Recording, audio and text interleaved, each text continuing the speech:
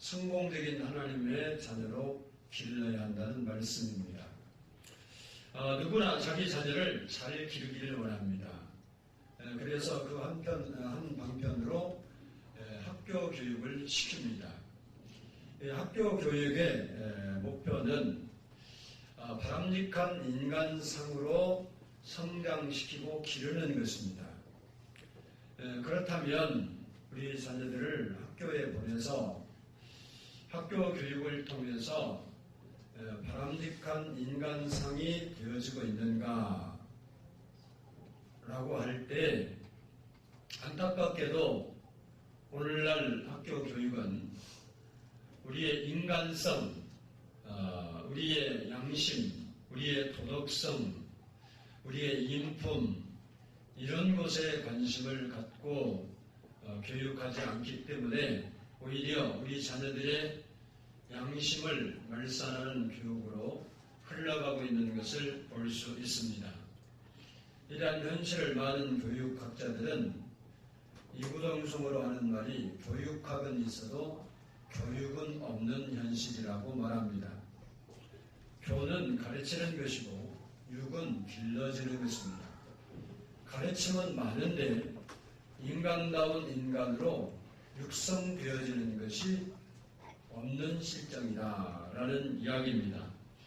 왜 그렇습니까? 오늘날 교육이 우리 자녀들로 하여금 돈이나 벌어들이는 기술자로 만드는 교육으로 전락하고 있기 때문에 그렇습니다. 그래서 우리 자녀들이 오히려 더 강팍해지고 악해지는 것을 볼 수 있습니다. 페스토럴 로치는 이런 말을 했습니다. 지식만의 머리 학교와 기술만의 손 학교가 많으나 사람 자체를 가리키는 심장 학교는 없다라고 하면서 정말 사람다운 사람으로 기르는 교육의 중요성을 이야기를 했습니다. 우리 현실을 보면 사회교육이나 가정교육 역시 실패했습니다. 우리나라의 경우만 해도 이혼율은 자꾸 높아가고 있고 개인주의와 물질 만능주의로 전락한 모습입니다. 가정이 무너지고 있는데 무슨 좋은 교육이 일어날 수 있겠습니까?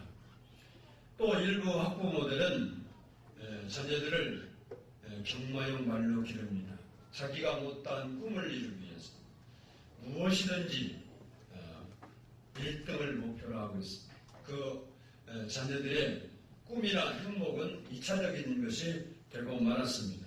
그래서 이 시대는 교는 있지만 육은 없다고 한탄하고 있는 것입니다. 그렇다면 절망적이냐? 그렇지는 않습니다.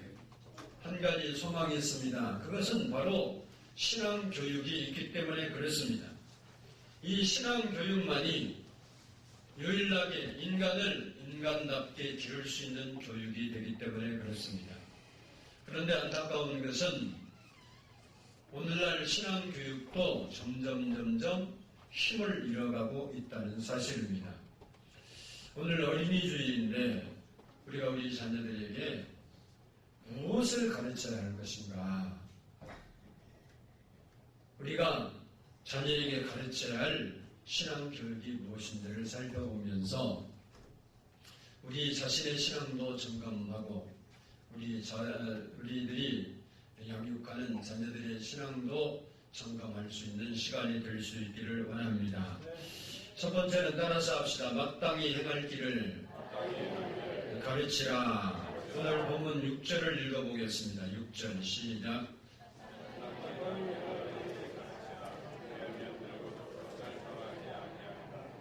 아멘. 본문에 마땅히 행할 길을 아이에게 가르치라고 했는데 마땅히 행할 것이 무엇인가? 그것은 바로 성경을 교육시키라는 겁니다. 하나님의 말씀을 말합니다. 성경 말씀을 가르치는 것이 가장 중요하고 그리고 기본적인 교육의 시작이라는 겁니다. 마태복음 28장 20절을 보면 내가 너희에게 분부한 모든 것을 가르쳐 지키게 하라. 볼지어다 내가 세상 끝날 때까지 너희와 항상 함께 있으리라 하시니라 라고 했습니다. 거기 보면 분부한 모든 것이라는 말은 성경 말씀을 가르치라는 것입니다. 모든 믿는 사람들에게 성경 말씀을 가르쳐서 그 성경 말씀대로 지키며 살게 하라는 말씀입니다.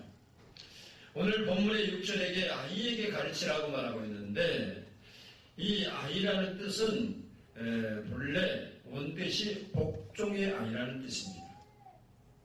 다시 말하면 그 아이는 복종시킬 수 있는 아이로 기르라는 겁니다. 그리고 여기 가르치라는 말도 자녀들이 배우지 아니하면 안 되는 절대적인 명령어입니다. 다시 말하면 우리 자녀들을 어릴 때부터 반드시 하나님의 말씀을 교육시켜야 한다는 것입니다. 유대인들은 엄마가 임신을 하게 되면 그때부터 태아 교육을 시작합니다. 엄마는 그 아이를 위해서 날마다 성경을 암송하고 낭독을 해서 그 말씀이 태아에 있는 아이에게 전달되도록 하나님 말씀 안에서 하루를 살아갑니다. 그것을 1년 동안 하는 거예요. 유대인의 교육 방법이 좋다고 해서 많은 사람들이 요즘 젊은이들이 그 교육 방법을 따라서 교육을 시키고자 하는 것이 현실입니다. 그러나 유대인들이 하는 방법은 오늘날 우리에게 알려진 탈무드 교육이 아닙니다. 지금은 과학이 발전해서 우리 태아에게 어머니의 생각과 말과 행동과 모든 것이 어떻게 영향을 미치는가가 다 연구가 되었습니다. 요즘은 태아 교육이 아니라 아이를 갖기 전부터 가질 계획을 가지고 아이를 갖기 전에 몸과 마음을 어떻게 할 때 이 어린아이가 정상적이고 좋은 나이로 성품도 또 머리도 탁월한 나이로 태어난가를 연구해서 그것을 요즘 젊은이들은 접목해서 아이를 가질 때도 그냥 어쩌다 술 먹고 남편이 들어와서 하룻밤에서 아이 낳는 게 아니고 계획 속에서 아이를 갖게 합니다.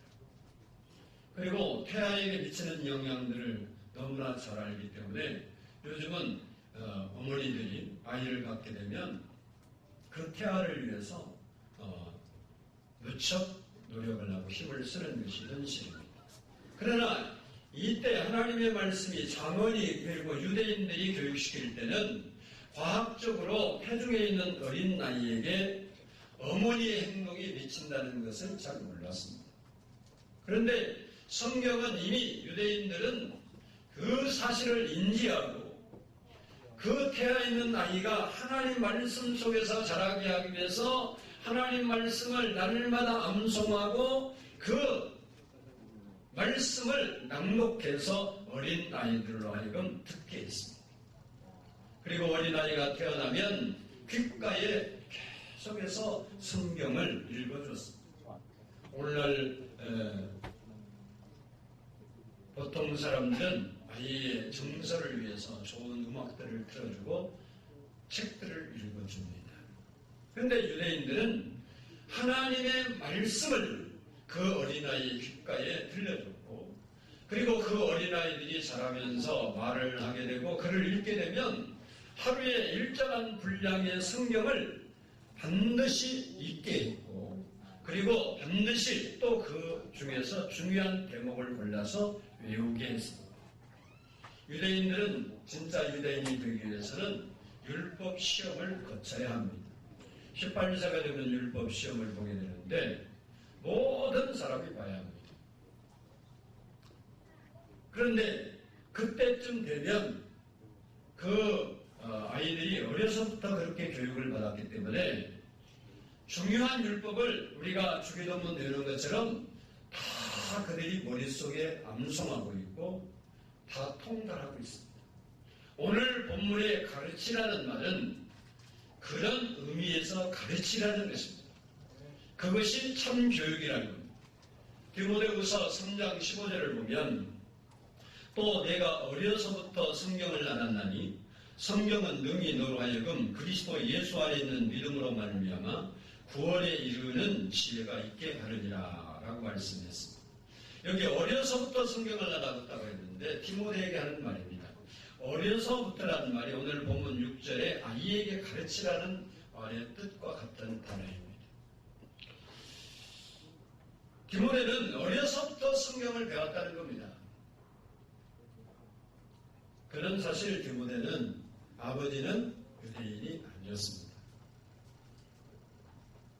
어머니만 유대인이었고 아버지는 헬라인이었음에도 불구하고 어머니가 자기 아들을 유대식으로, 그래서 맨 처음 접한 것이 바로 하나님의 말씀이었습니다. 유대인들은 우리는 아이가 태어나면 엄마라고 해보라고 아빠라고 해보라고 해서 자꾸 말을 가르치지만 그들은 먼저 그들의 머릿속에 하나님의 이름을 새겨냈습니다. 그게 유대 교육의 특징입니다. 우리는 취학 과정부터 정상적인 교육이 시작됩니다만은 중요한 것은 취학 전에 어떻게 가정에서 자녀들을 양육했느냐에 따라서 그의 인격은 다 형성되어 버리고 맙니다. 학자에 따라서 차이점은 있지만 만 4세 이전에 모든 인격은 다 형성되어 버린다고 합니다. 구세군의 어머니로 처음받는 브라우닝이라는 부인은 8날매를 위대한 사람으로 키웠는데 그 비결을 물었을 때 이렇게 대답을 했습니다. 그것은 언제나 악마보다 앞서는 까닭입니다. 사단이 그 자녀를 유혹하기 전에 성경을 가르쳤기 때문입니다. 라고 했습니다. 사단이 우리 자녀를 유혹하기 전에 하나님의 말씀을 그 마음판에 새겨 넣는 것, 집어 넣는 것이 신앙 교육입니다. 어려서부터 하나님 중심, 교회 중심, 성경 중심으로 가르치는 것이 성경의 의도이고 그것이 성경이 말하는 교육의 시작이고 교육의 과정이라는 사실입니다. 우리 기독교는 성경을 가르치는 종교입니다. 하나님의 말씀을 우리 자녀들에게 심어주는 겁니다. 세상 학문을 집어넣으려고 우리는 너무나 애쓰고 있는데 우리 자녀들이 하나님의 말씀에 파묻히도록 하는 것이 가장 중요한 교육이라는 사실을 잊어서는 안 됩니다. 위대한 사람들을 보면 모두가 철저히 성경을 공부한 사람들이었습니다. 그러면 우리가 어떻게 성경을 공부할 수 있습니까? 교회에 나와서 설교를 통해서 공부를 합니다. 그리고 조사들의 성경 공부를 통해서 성경을 공부합니다. 그리고 중요한 것은 우리 자녀들 스스로 성경을 읽게 해야 한다는 사실입니다. 하루에 한 번씩은 믿음의 자녀들이 꼭 성경을 읽도록 여러분이 어려서 여러분 자녀들을 양육해야 합니다. 여러분이 자녀가 성장하고 고등교육을 받으면 강요가 불가능합니다. 아이가 성장하면 부모의 말을 잘 듣지 않기 때문에 어려서부터 부모의 통제가 가능할 때 아이들에게 성경을 가르쳐야 합니다. 왜 그것이 중요하냐? 연어는 회귀성 물고기죠. 그래서 자기가 태어난 것을 기억하고 있습니다. 태평양 가서 살다가도 자기가 태어난 곳에 성부가 되어서 돌아옵니다. 오늘 본문에 똑같은 이야기를 하고 있습니다.